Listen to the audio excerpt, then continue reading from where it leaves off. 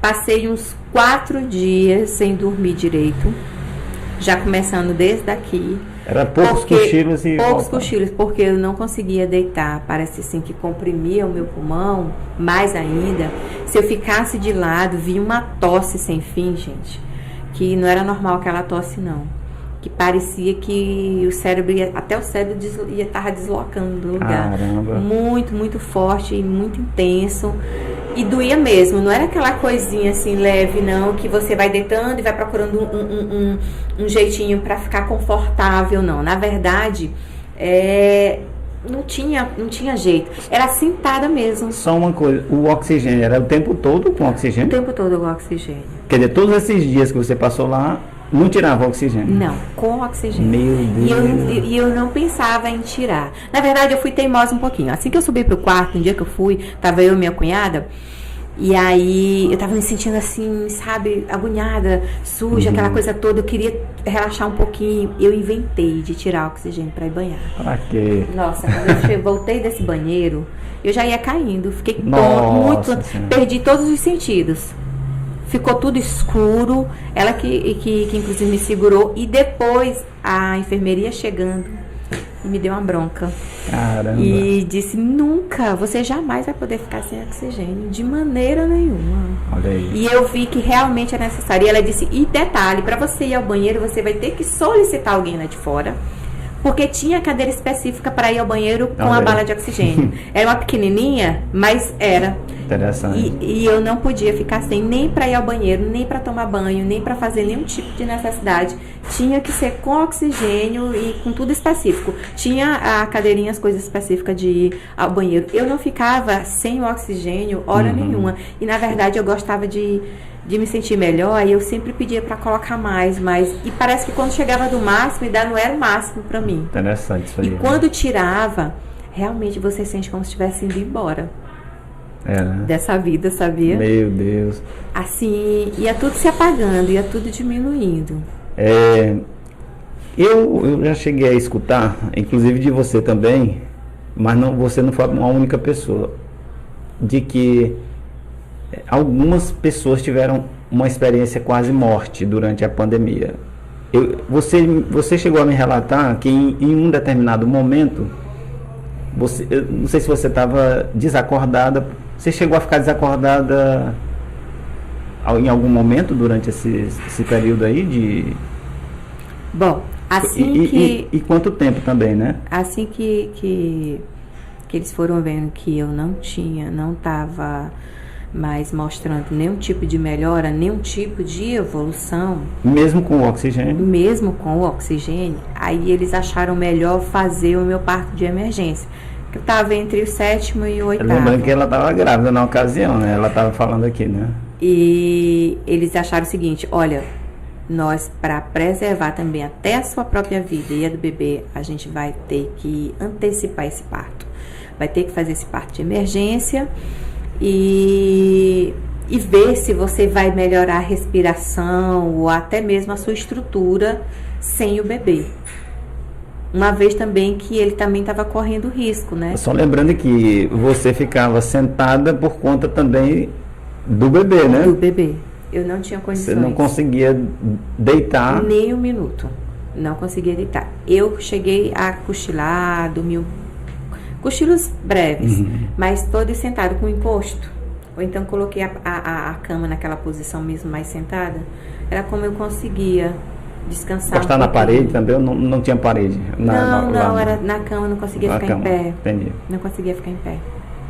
E aí eles disseram: olha, a gente já estava até preparando, né, os pulmões. Eu estava tomando os medicamentos já para preparar. Já era previsto esse parto prematuro. Mas eles anteciparam muito, uns 2 dias mais ou menos, do previsto. Mas já estava com quantos meses já?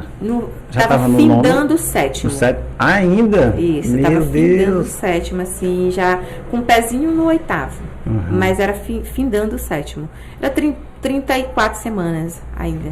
Era a muito gestação pronta ainda, né? 40, estava ainda nessa fase. E eu tinha acabado de fazer também uma ultrassonografia e o bebê já estava encaixado, né?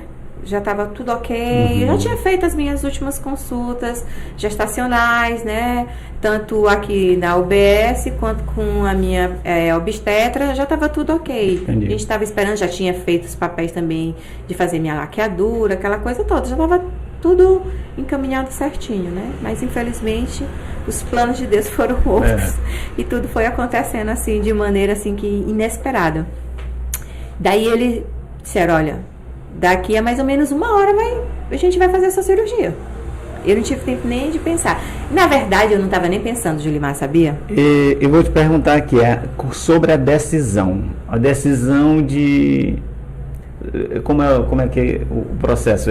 Eles têm que dar alguma injeção, alguma coisa para você desacordar? Como é que funciona? Ou é anestesiar o corpo inteiro? Como é que funciona isso? É a RAC, aquela anestesia que dá geral. aqui. Não. Que compromete só os membros inferiores. A RAC, aquela que dá no meio da coluna aqui. Sim.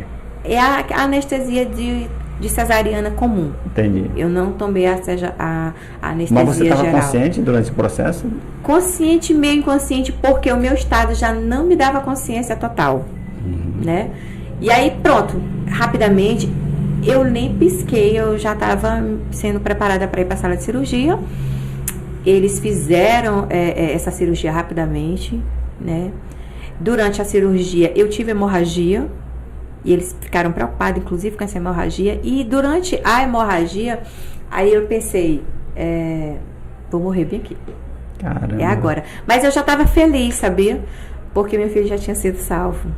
Então, eu já estava tranquila. Porque o medo de uma mãe sempre é pelo seu filho, gente. Só quem é mãe sabe.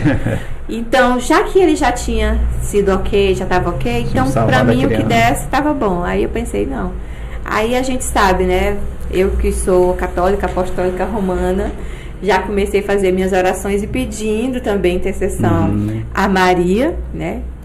Os católicos também gostam muito de chamar por uma mãe de socorro. Exato. E fiz minhas orações, né? Entreguei para Deus e aí até que eles conseguiram, né, conter essa hemorragia. Não tive a oportunidade de ver o meu bebê pelo estado que eu estava. E aí ele foi tirado rapidamente da sala. Foi questão de frações de segundo. Eu vi só o chorinho assim indo embora. Não vi. Entendi. Eu estava também numa posição muito ruim. Para mim o oxigênio não estava dando. E eles dizendo que já estava no máximo. Olha, já está no máximo. É o máximo que eu conseguia entregar de oxigênio, né? E para mim ainda era pouco. Eu ainda estava ruim. Senhora. E aí até que eu acho que eles fecharam tudo certinho. E já fui encaminhada para a UTI. Chegando lá, ele disse, olha, apesar de nós termos feito a cirurgia, já retiramos o bebê e tudo, mas você continua mal. Né? A sua saturação só está caindo. Era 60, era 70. E comprometimento do pulmão nessa... Já estava superior a 30. Olha aí. E assim... E foi em instantes que eu cheguei lá que eles foram dando a notícia para mim. Na UTI, você passou quanto tempo na UTI? Você tem ideia? 11. 11 dias. Esses 11 dias, você estava consciente ou não? Não, estava apagada. Apagado? Foi. Meu Deus do céu. 11 dias sem saber o que estava se passando. Sem saber o que estava se passando no mundo. E ele... Na verdade, antes disso, ele tinha dito para mim que eu passaria 2 dias, né? Ele disse, olha... Mas você não melhorou, nós vamos precisar lhe entubar. Eu tomei um susto. Caramba. Só uma questão. Para questão para entubar, tem que haver uma decisão da família para que isso aconteça? Pois era justamente isso que eu ia dizer. Eu tomei um susto e pensei, não precisa assim de como chama? Uma reunião, convocar a família, ou pedir, ou assinar alguns papéis. E ele disse assim, não, você já responde por você, mas não se preocupe que a gente vai avisar a sua família. Né? E eu falei assim, mas espera, eu vou melhorar mais um pouquinho. Eu tentava olhar assim pra ver minha situação. Aí eu via que não estava legal. Aí eu disse, eu vou melhorar já já. Ele disse assim, eles disseram, olha senhora, se nós não tomarmos essa decisão e fazer esse procedimento agora, depois vai ser bem mais difícil, né? Falei, vou passar quantos dias? Não deu tempo nem comunicar a nenhum mente familiar. Não. Meu Deus. Aí eu falei, vou passar quantos dias, né? Aí eles disseram, 2 dias. Aí eu disse, 2 dias. Aí eu só fiz o pedido, olha, eu só quero ver a fotinha do meu filho. Poxa, eu não tinha visto, né? Aí, rapidamente, eles entraram em contato com a Camila, que, graças a Deus, viu, Camila Souza? A Camila Souza? Sim, estava comigo lá no momento, ela e meu marido. E ela guarda o número dela da época que a gente decorava números. E eu, graças a Deus, ela ainda tinha esse mesmo número que eu disse lá no momento. E eles entraram em contato. Como é que eu vou ter essa foto do seu bebê? Eu digo, ela tem a foto. Eu sabia que ela tinha tirado, né? Minha amiga, do jeito que é, me conhece. Aí ela mandou a foto e o médico, instantes, foi muito rápido. Ele chegou, olha aqui o seu bebê. Aí eu olhei assim rapidamente, aí eu disse, pode entubar. Isso que ele segurou minha mão, eu já apaguei. Nossa. Não vi mais nada. E já fui entrando em outros planos, outras coisas, né? Que é o que você estava falando. E aí, assim, nesse intervalo de 10 dias aí, eu acho que foi um momento... Foram os mais difíceis. Eu acho que... Claro, para você, mas eu acho que você talvez não tenha sentido pessoalmente isso. Eu acho que mais para a família, né? A família estava muito mais angustiada do que você nessa hora. Verdade. Agora, como foi... Agora eu não estou falando mais do ponto de vista físico, né? Você me relatou, inclusive, que as pessoas iam rezar, pedir que você melhorasse nesse momento, nesse período. Eu acho que foi muito delicada essa parte aí, né? Verdade, foi feita uma mobilização na cidade com todos os amigos e pessoas que admiravam também a minha pessoa, o meu trabalho, enfim, de todas as religiões e credos, todo mundo se reuniu e se fortaleceu numa corrente, né, só de oração, pedindo pela minha saúde, pela minha recuperação. Foi divulgadas aí pedindo em vários grupos e redes sociais. E a quem até hoje eu agradeço todas essas pessoas que tiraram tempo do seu dia, da sua rotina, para fazer essa oração e pedir por mim. E que Deus ouviu, né? E que deu certo. E durante esses manifestos de orações nas igrejas e todos os lugares, eu cheguei a ver, a presenciar, embora eu estando lá em coma, algumas orações de amigos nas igrejas. Me explica cantando, assim. Meu amigo José você via cantando. A pessoa Vi lá na igreja? Vi na igreja. Meu Deus. Vi todos os meus amigos orando. Vi o meu marido no nosso quarto de joelhos orando. E minhas filhas disseram, era assim mesmo, mamãe, que o papai ficava orando e tal. Vi meu pai angustiado. Vi minha sogra.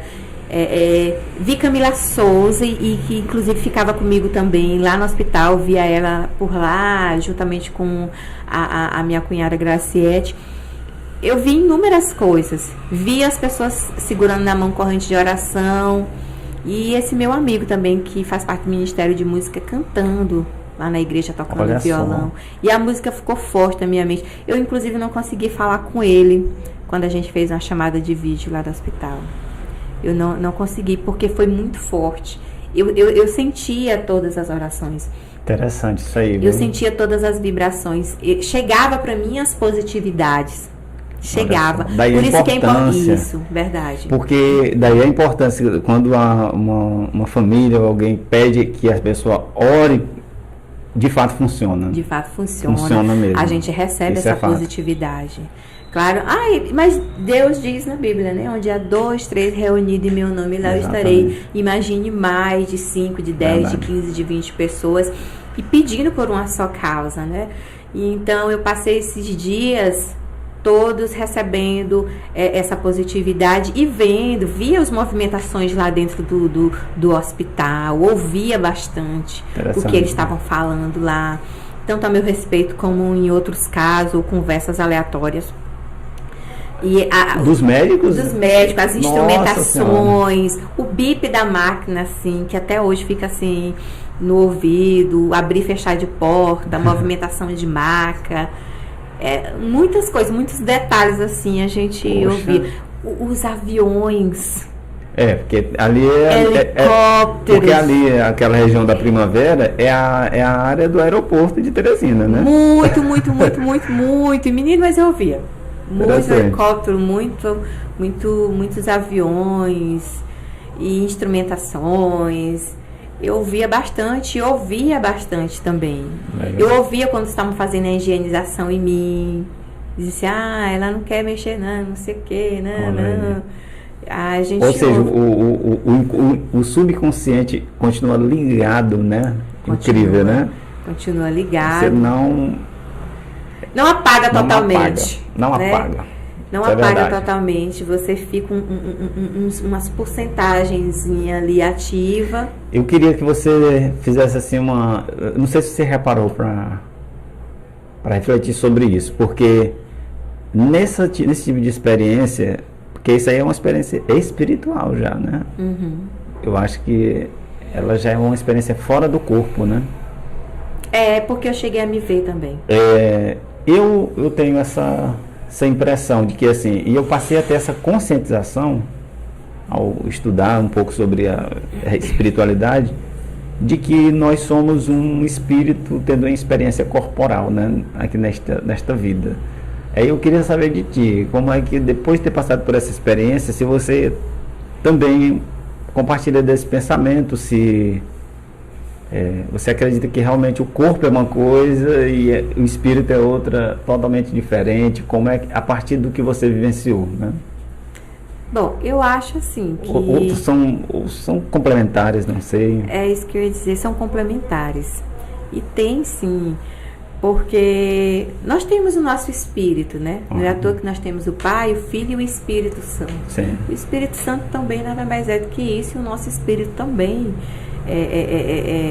é assim. E a gente, uma prática disso também são os nossos sonhos, né? Sim. Que, inclusive, alguns deles a gente pensa assim sobre o real. Nós passeamos por lugares, conversamos com as pessoas. E eu acredito que necessariamente seja esse nosso espírito, né? Enquanto o nosso corpo, matéria, Sim. fica ali, deitado, dormindo. E é uma junção. É uma junção, e a gente também só vai saber isso detalhadamente quando a gente estiver em outro plano, não sei, mas que não seja agora. Exato. A Ana Maria está dizendo aqui, nós oramos muito pela sua saúde, olha só. Tá aqui. Oi, Aninha, um Francisca abraço. Braz, você é uma guerreira. Obrigada, Francisca, você é maravilhosa. Maravilha, né, gente? E assim, a gente fica se perguntando, né, o quão... Eu queria saber assim, o que passar por essa experiência me trouxe assim de reflexão pela vida, em torno da vida. Você passou a repensar muita coisa assim, muitas prioridades. Bastante, principalmente resiliência, né? E ter paciência, porque tudo é como Deus quer, no tempo de Deus. Não adianta você querer apressar as coisas, não adianta você achar que é do seu jeito. Nós temos um superior, nós temos vontades além da nossa. Uhum. E o fortalecimento mais ainda da fé, claro, né? A gente sabe que a gente está aqui por uma vontade tudo superior que é Deus, né?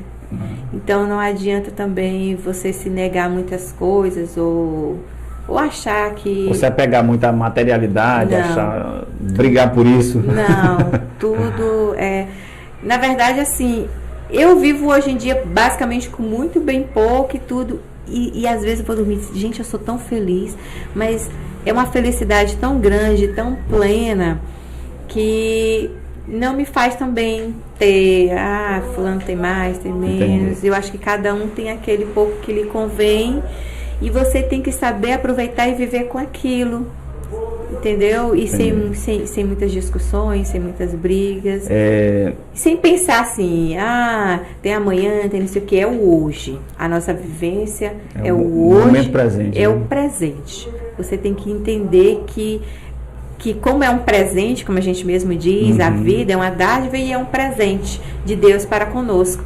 Então, se nós estamos tendo esse presente, que é a vida, estamos aqui, acordamos hoje e estamos aqui, é para ser vivenciada hoje e agora. E amanhã a Deus pertence, o futuro a Deus pertence, e nós somos servos dele, vamos vivendo um dia de cada vez.